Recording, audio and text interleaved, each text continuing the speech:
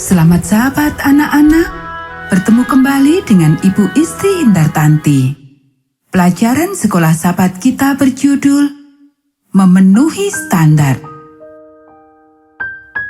Ayat hafalan Titus pasal 2 ayat 11 dan 12. Karena kasih karunia Allah yang menyelamatkan semua manusia sudah nyata. Ia mendidik kita supaya kita meninggalkan kefasikan dan keinginan-keinginan duniawi, dan supaya kita hidup bijaksana, adil, dan beribadah di dalam dunia sekarang ini. Poin penting pelajaran kita menyatakan kasih Allah dengan menghidupkan jalan Tuhan.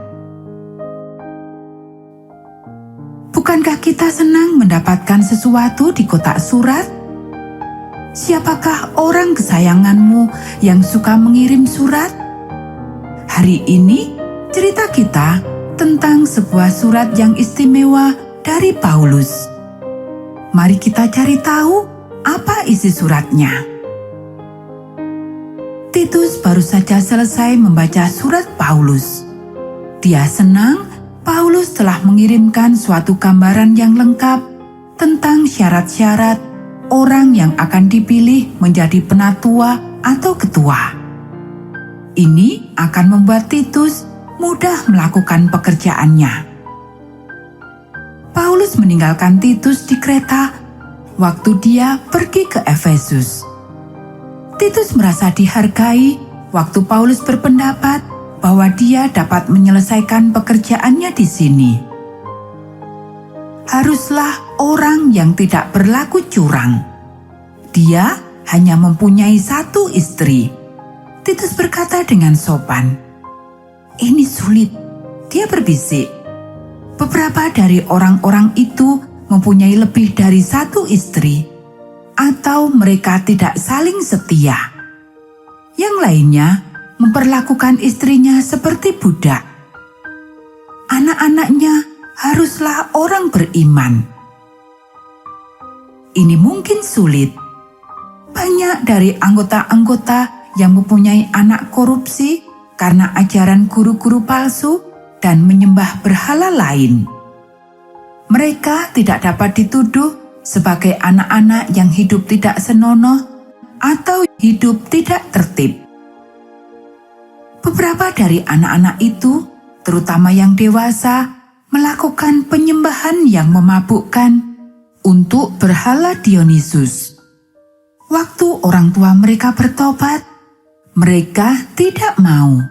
Dan tentu saja, pada waktu mereka mabuk, mereka tidak mau tunduk kepada kekuasaan bapaknya sebagai tua-tua gereja.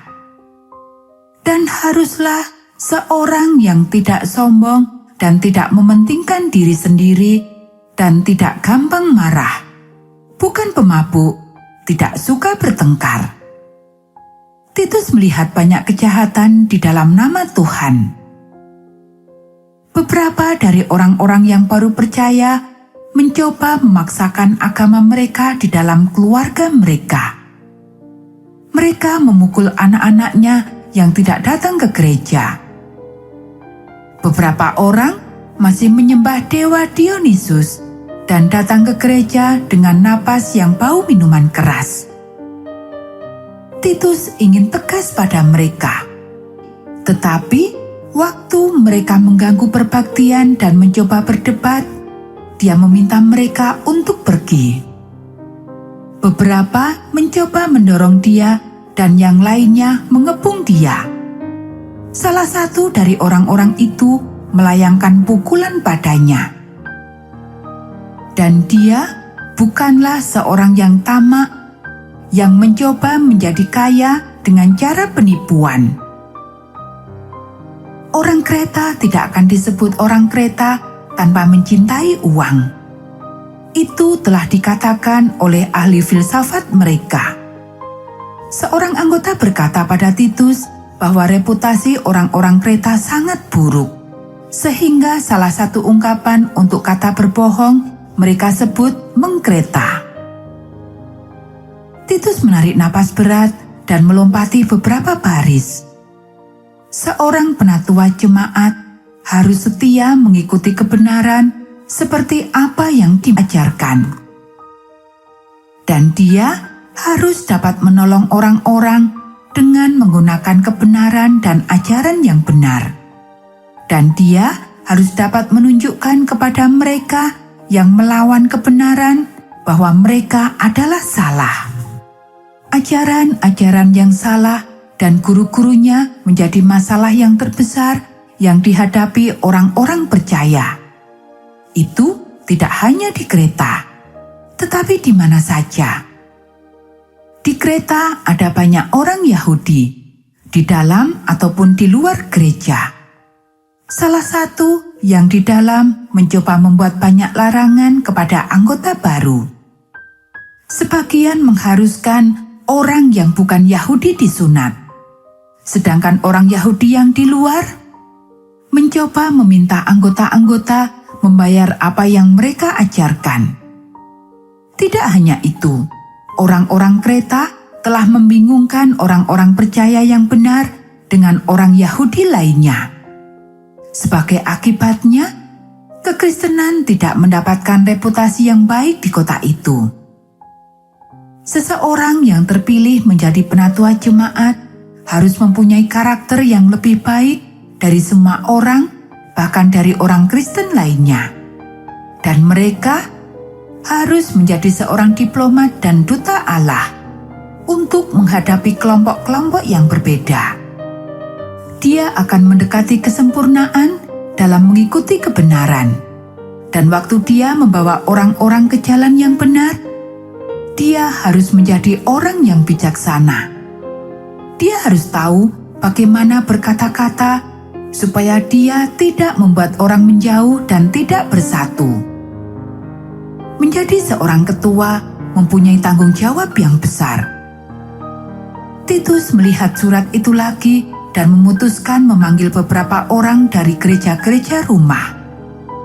Mereka lebih mengenal orang-orang ini daripada aku, dia berkata dalam hatinya.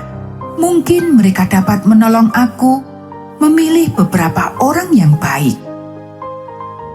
Paulus mengirim beberapa daftar yang panjang tentang syarat-syarat menjadi penatua jemaat. Titus menjelaskan waktu orang-orang itu sudah berkumpul. Mungkin kamu akan membaca satu persatu sehingga kita dapat membandingkannya dengan orang-orang yang kita kenal, kata salah seorang dari mereka. Titus membaca syarat-syarat. Ruangan menjadi sunyi. Oh tidak, mereka tidak menemukan seseorang, kata Titus dalam hati. Akhirnya seseorang berbicara. Paulus membuat standar sangat tinggi. Aku pikir kita semua harus mengikuti standar ini sebagai orang Kristen meskipun kita tidak menjadi penatua. Itu akan membuat gereja lebih tenang dan kita menjadi saksi yang lebih baik. Itu bukan standar Paulus, itu standar dari Allah. Jawab Titus sopan. Mari kita ikuti. Mereka serentak setuju.